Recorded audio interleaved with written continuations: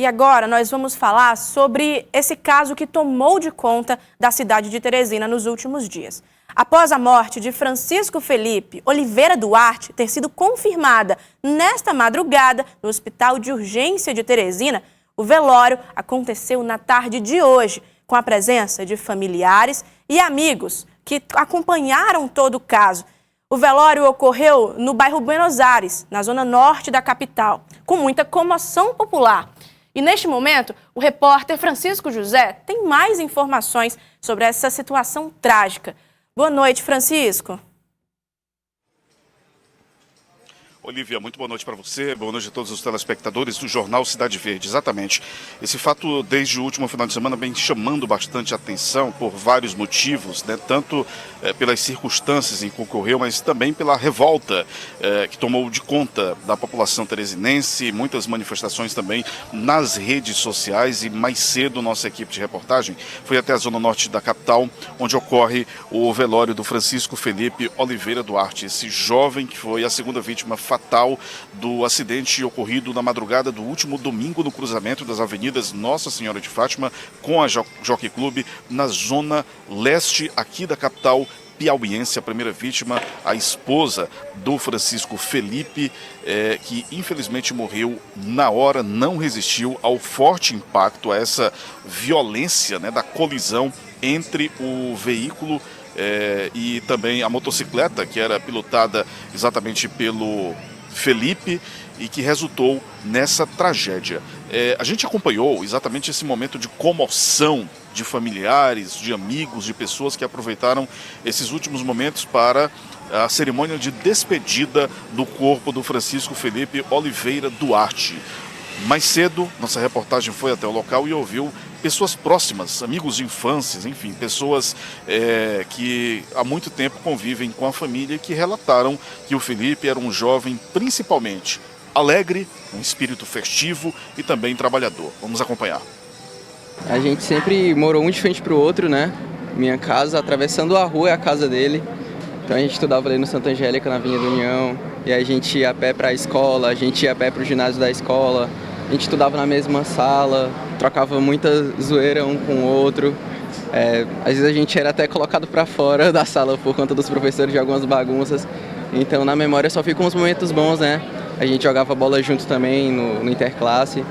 Então eu espero que a justiça ela seja feita e que quem cometeu esse crime, que no caso foi esse que já é recorrente, e nesse caso possa ser penalizado da forma que a justiça achar necessária. E que meu amigo Felipe Duarte esteja nos braços de Deus, descansando, e que Deus conforte toda a sua família. O sentimento é de muita tristeza, né? Porque foi arrancado do seio de uma família, um ente muito querido, né? Entendeu? Quando essa pessoa que causou todo esse drama para a família, ele já é reincidente, entendeu? E não é possível que ele vá ficar solto novamente, não vai acontecer nada, não se faça justiça, como a avó dele estava falando, né? Então, a gente tem espera das autoridades, principalmente do judiciário, do nosso judiciário, do nosso delegado, que coloque esse homem na prisão, que ele fique preso até a justiça julgar.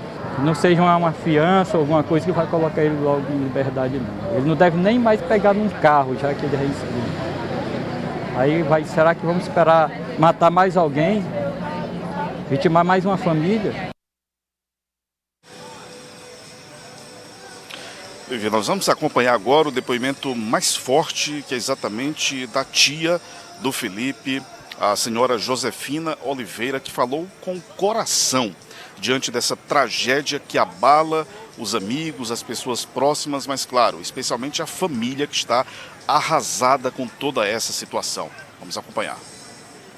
É muito difícil esse momento, muito mesmo. A perca do meu sobrinho, a forma trágica que ele morreu, que tiraram a vida dele, da esposa dele, foi muito triste. Até hoje a gente estava com esperança que ele ia voltar para nós, para cuidar dos filhos. São 3, com um bebê de 3 meses. Meu sobrinho estava indo trabalhar e a esposa acompanhava de vez em quando, né? Porque ela gostava de acompanhar para ajudar e tudo mais. E aí, aquele irresponsável em alta velocidade, alcoolizado, tirou a vida do meu sobrinho. Uma pessoa maravilhosa também, a Lauriele, trabalhava, ajudava em casa. Eles eram um casal muito unidos. Ele com 22 anos e ela tinha 27 anos, recentemente tinha feito. E ele só tinha 22 anos, o meu sobrinho. Meu sobrinho é uma pessoa maravilhosa, maravilhosa. Eu acho que isso não pode ficar assim impune. As duas crianças, as duas meninas, não ter, quando amanhecer o dia, cadê minha mãe? O Theo nunca na vida vai ter o prazer de chamar pai, mãe, enquanto que o senhor João Henrique Bonfim, ele tem o prazer de todos os dias, na hora que ele quiser, falar com a mãe dele, ter o prazer de dizer assim, oi mãe, oi pai. E o Theo não vai ter esse prazer, porque o Theo perdeu o pai e a mãe dele, o meu sobrinho.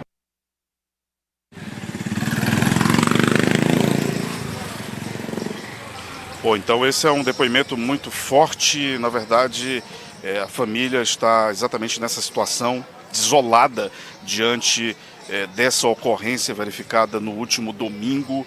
Infelizmente, a mãe, por exemplo, não consegue falar ainda sobre o caso, né? Os familiares mais próximos, a tia foi quem falou em nome de toda a família, mas esse é o sentimento, nesse exato momento, que domina a família do Felipe. A esposa Lauriele da Silva Oliveira, de 28 anos, morreu na hora. O acidente que foi registrado por câmeras de monitoramento de empresas que ficam ali no cruzamento da Nossa Senhora de Fátima com a Avenida Jockey Club. Esse acidente foi resultado da colisão direta do carro que era dirigido pelo João Henrique Soares Leite Bonfim, de 22 anos, que, de acordo com a polícia, invadiu o sinal vermelho, resultando, portanto, nessa forte colisão com a motocicleta do casal. E a Polícia Civil, por meio da Delegacia de Trânsito, é quem está apurando, é quem está levantando todas as informações. Inclusive, nas últimas horas, colheu novas imagens. A investigação recebeu vídeos que revelam com uma maior nitidez, inclusive, as circunstâncias em que essa colisão ocorreu. O corpo de Felipe Oliveira será sepultado nesta quarta-feira, a partir das 8 horas da manhã, no cemitério do bairro Mocambinho. Lívia, eu volto ao estúdio com você. Muito obrigada pelas informações, Francisco. Mais difíceis do que as palavras que foram ditas é esse sentimento que domina a todos. Realmente é muito revoltante. E a repórter Nájila Fernandes chegou a conversar com a mãe de Lauriele, que foi a primeira vítima do acidente. A dona Antônia Lucineide relatou as últimas conversas que teve com a filha. Estava com tanta esperança, mas era tanta esperança, contando com isso, que ele ia sobreviver para ajudar a cuidar do filho dele. Porque eu sei que ele seria um bom pai para a criança, eu sei que ele ia criar ele. Não ia nem precisar muito de mim para isso, mas agora minha esperança, não sei mais nem o que dizer mais não. Não tem como a gente fazer nada. A gente pode cuidar das crianças, mas tem que ter um auxílio também, porque tem que ter uma alimentação, tem que ter um quarto. Porque eu não vou deixar as crianças jogar aqui numa sala. Tem que ter um quarto, tem que ter o que ela tinha com a mãe dela. E a mãe dela morava de aluguel, ela não tinha a própria casa dela, né? Aí então eu preciso de ajuda para manter essas crianças, porque eu sozinha não tenho como manter, não. Esse problema de fazer um quarto, de aumentar a casa para eles terem como se comover dentro de casa, porque a casa é muito pequena. Porque a comida, tudo fica mais fácil para a gente arranjar, né? Mas a casa, era o mais necessário agora era fazer um quarto para as crianças, para eles ficarem, porque essas crianças ficarem dentro de uma casa que só tem um quarto, todo mundo só no quarto só. Meu marido está dormindo no chão, para botar eles para dormir na minha cama. E eu estou dormindo na rede do ladinho deles, porque não tem onde dormir, porque a casa é muito pequena. Aí agora, no momento mesmo, o mais necessário era isso que eu queria. A senhora comentou comigo que, claro, mesmo não esperando uma tragédia como essa, ninguém espera, ninguém quer. Mas a Lauriele, ela chegou a comentar com a senhora, se um dia acontecesse alguma coisa com ela, que a senhora, por favor, cuidasse dos filhos. Toda a vida, sempre, desde quando ele nasceram. E ela falou, ela disse, mãe, ela sempre falava, até dizia assim, minha filha, para com essas coisas, desde agora, para de falar essas coisas. Deus que me defende. Eu digo, minha filha, quem vai morrer primeiro é eu, né? Tu vai ficar aí a véia criando teus filhos, tu vai cuidar de mim ainda. Ela disse, não mãe, mas eu falo assim porque a gente nunca sabe o dia de amanhã. Mas um dia mesmo, mãe, eu lhe digo, com toda sinceridade, um dia aconteceu alguma coisa comigo, não entregue meus filhos para ninguém, para ninguém. Ninguém. Eu quero ele com a senhora. Sempre ela falava isso, sempre. Ela até ficava brigando com ela. Eu digo, para com isso, Laura, para de falar essas coisas. Mas ela sempre falava. Eu só confio na senhora. Porque desde quando eles nasceram, ela trabalhando e eu com eles. Eu cuidando deles. Agora ela ia voltar a trabalhar agora em janeiro. Já ia ficar o Telzinho já, o mais novo. Já tá tudo certo já, para ficar comigo também. Quando a senhora olha para as crianças, qual é o sentimento que vem? Como é que a senhora se sente?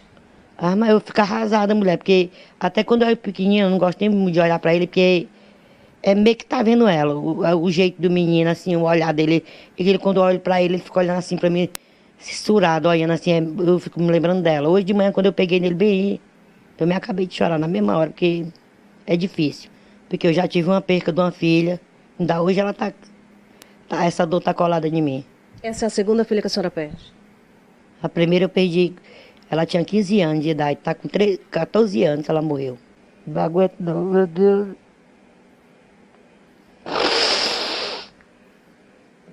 Esse dia ela me pediu para eu ficar com a criança, que ela disse que eu não ia demorar, a mãe lá só é 3 horas que a banda vai tocar lá, vai ser rápido, porque o Felipe já foi, já montou tudo lá, e agora ele vai só para esperar para acabar a festa, para ele começar a montar lá as coisas.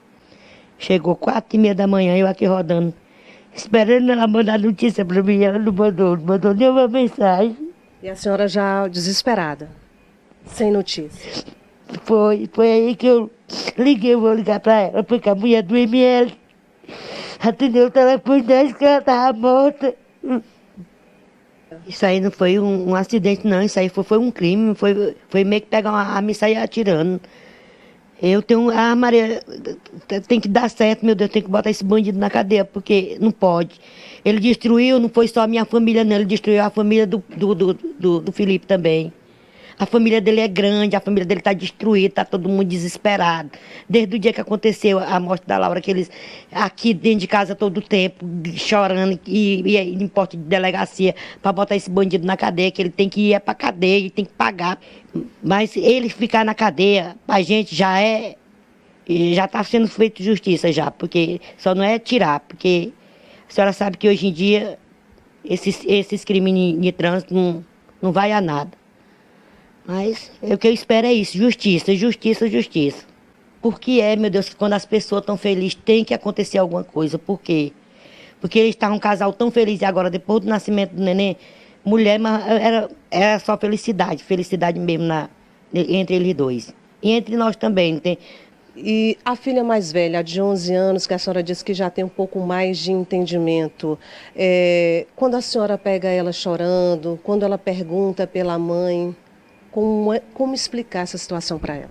A única forma que eu dou para dar força para ela, eu falo para ela, minha filha, não se preocupe não, que a vovó está aqui para cuidar da minha filha, eu não vou abandonar minha filha nunca. A única forma que eu tenho para dizer, porque a gente fica sem ação para falar. Mas eu também estou sofrendo muito e ela também está muito mesmo, essa criança.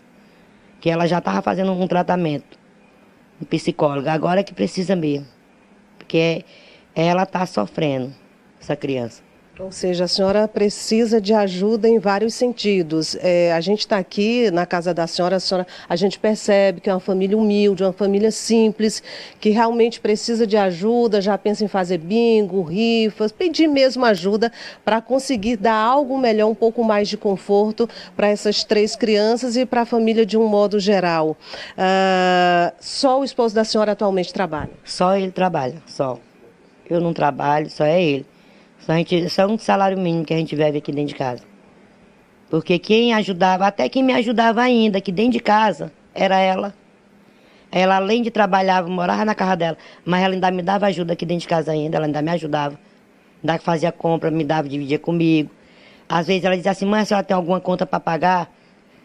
Aí eu dizia, tenho, minha filha. Ela, pô, me dei que eu pago para a senhora. Ela pagava. Sempre me ajudou, sempre. Desde então. As 3 crianças agora acabam sendo um suporte para a senhora? Agora, motivo para seguir? Só ela, eu tô sofrendo, eu tô coisa, mas vem ela na minha cabeça que eu tenho que ficar forte, eu tenho que lutar, porque ela só tem com quem contar comigo. Então eu tenho que ser forte, eu tenho que me fazer de forte e lutar por elas. Porque elas não têm mais mãe, não tem mais pai. Então, o suporte só é eu. Mas eu vou vencer e vou lutar até o fim com elas. Muito triste, né, meu pessoal? E além disso, a nossa equipe de reportagem falou com o delegado responsável por essas investigações, o delegado Carlos César Camelo, que explicou como é que vai ficar a partir de agora as investigações sobre esse caso. De um ponto de vista preliminar, esse caso tem grandes chances, muitos apontamentos no sentido de que realmente nós estamos aí nos deparando com uma conduta dolosa, a título de dolo eventual, quando o motorista assume o risco de produzir aquele resultado. A gente vê esse veículo, a gente pode fazer um paralelo desse veículo como uma arma de fogo. Então, o indiciado, ao dirigir nessa velocidade numa via, como a Nossa Senhora de Fátima, uma via de grande fluxo de veículos, que muitas pessoas transitam ali à noite, estamos tratando no final de semana, praticamente estava utilizando o seu veículo como uma arma de fogo. Então, esse é um paralelo que se faz um pouco nesses casos. Que o responsável seja penalizado da forma correta, de acordo com as investigações.